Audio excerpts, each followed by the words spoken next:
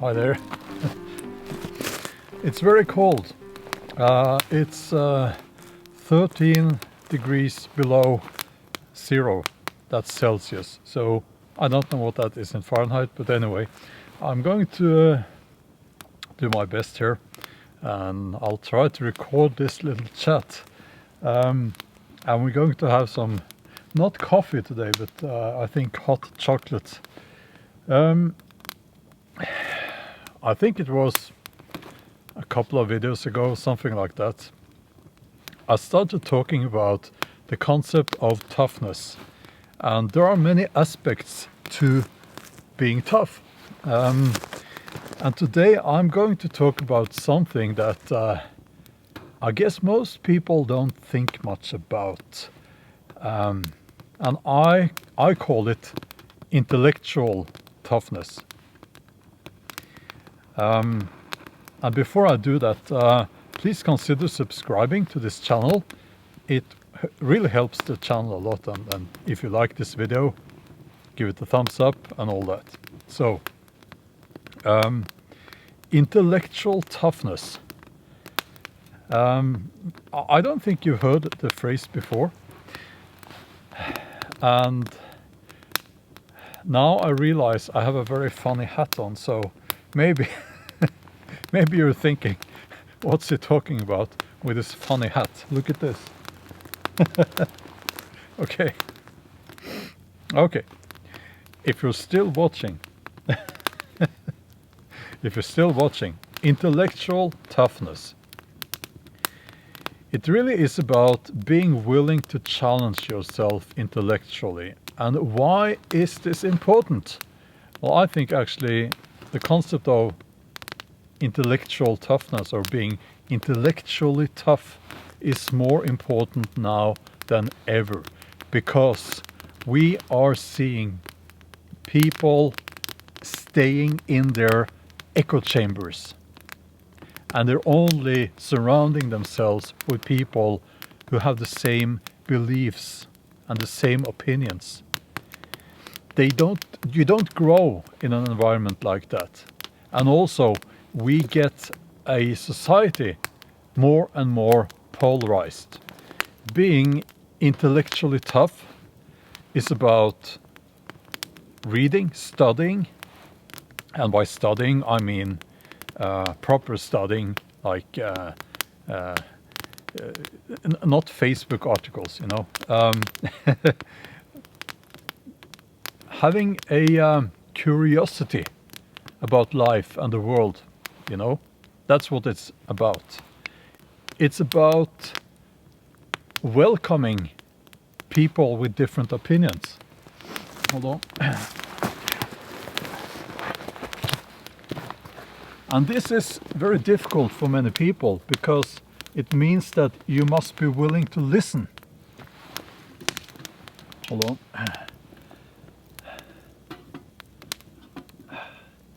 Nothing like a proper fire. Well, a small fire this is, but yeah. Yes, being intellectually tough is, we really need that in our society today, because we become lazy.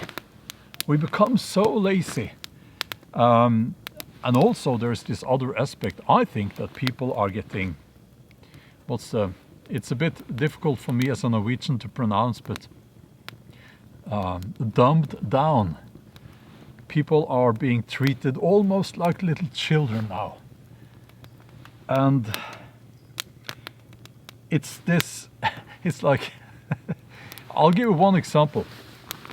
We have a website in Norway where you can go and check the weather forecast. And I have a boat, and I'm out here in the woods a lot, so I like to check the weather forecast. Recently they changed the whole layout so that you only see, you have this large childish symbols now, and it says sun or rain and temperature, something like that. So now the wind direction is missing, and several other lots of other information that I'm interested in, you know. it's being expected that we're supposed to be stupid now. I don't like that. No. So being intellectually tough is about growing. It's about challenging yourself. It's not actually about tolerance, but it's about giving a voice to other people who have different opinions. And you don't do that to be kind to other people. You do that for yourself. Now, if I had the same beliefs now that I had when I was 10 years old, obviously, I would not be much of a man, or I would be mentally still a boy. So at some point, I guess people they stop growing intellectually, and that's a shame. That's a shame. Okay, the water is boiling very soon now. I hope the coal hasn't shut off the camera. I have the camera on a rock and with some heating pads underneath it. So I'm doing my best here. Okay. I know some of you will, I guess you rather wanted me to talk about how to be a tough guy. But being intellectually tough is hard. It's difficult. It's demanding. But it's very important. If you go back to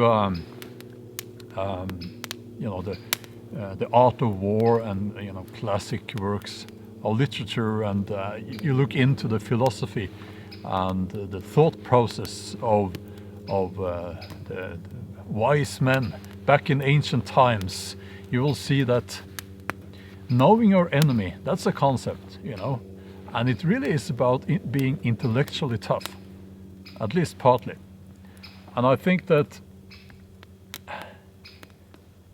you need to be able to open your mind to other ideas. If you're just in your little echo chambers and everyone around you, they have the same beliefs. We're not supposed to be like that. And there is no reason in today's day and age, with all this information around us, there is no reason that we should lock ourselves in such echo chambers. Now the water is boiling.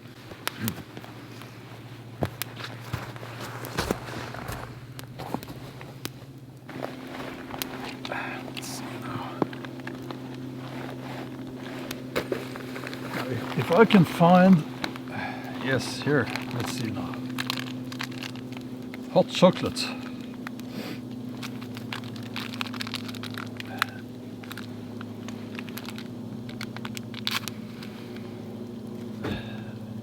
And as I've said before, and it has nothing to do with this, but lots of you are asking, where did you get your knife? Where did you get your jacket? Where did you get so on? It's all in the video descriptions. You will find it there.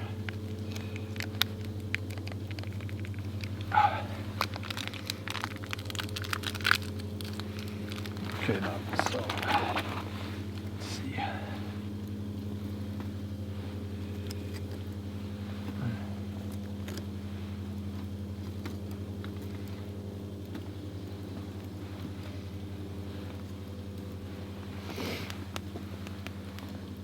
There is some. What's this now? There is soup on my spoon now. The remains of last week's soup. Okay.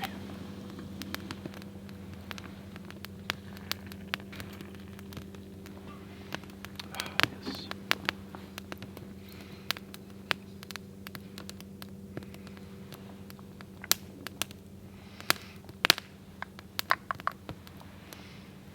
Skål.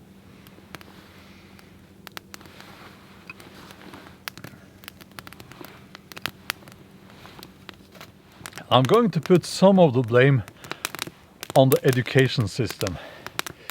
But before I do that, I think we're all responsible for growing intellectually and becoming, intellectually tough by studying, by challenging ourselves, and by breaking out of those echo chambers.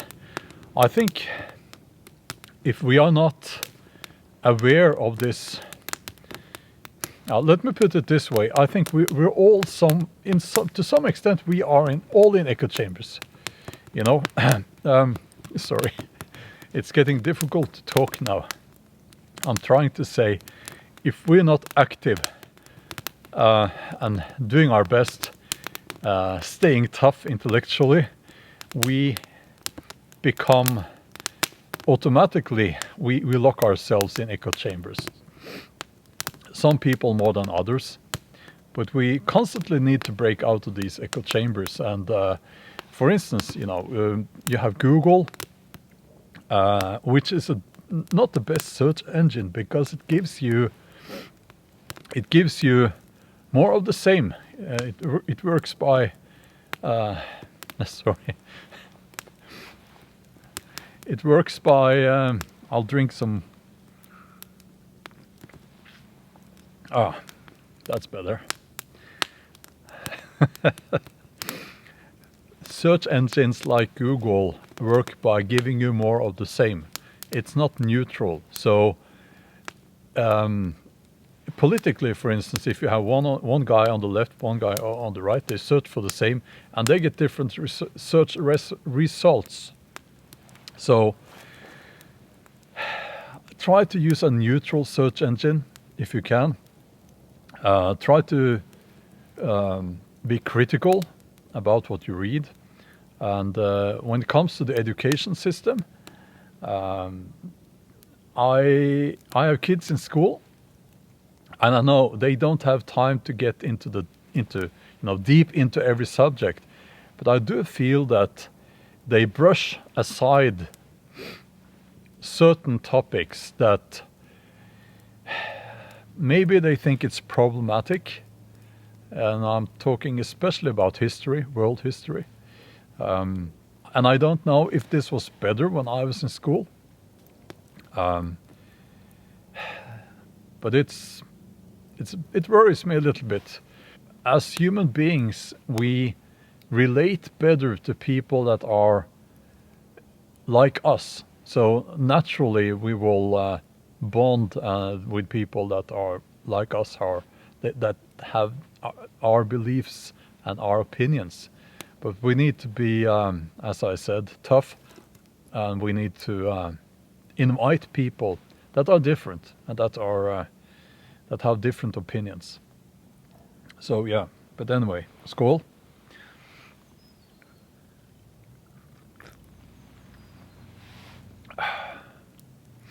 So what do you think? Are you intellectually tough? Do you think that being intellectually tough is important? We can at least be aware that there is such a thing as intellectual toughness. That's a start, you know. I think most people, they don't even think that way. And I think actually I was the first to come up with the concept of intellectual toughness. I haven't seen it anywhere else. But if we can be aware that there is such a concept, there is such a thing as being intellectually tough. It has to do with reading, studying, and wanting to learn all through your life. It's like this curiosity. And I know school kills curiosity in many people, sadly, but we should maintain that curiosity, which is the basis of learning, you know. So if we can stay intellectually tough, as we were expected to be when we were little kids, I think the world would be a better place, actually. And we would be better off. So, yeah. That's what I wanted to say in this video. That's all for now. And while the battery is still warm enough to record, I will finish this video. Thank you for listening. Thank you for watching. And we'll talk soon. Skål. When we get some snow, the whole woodland changes.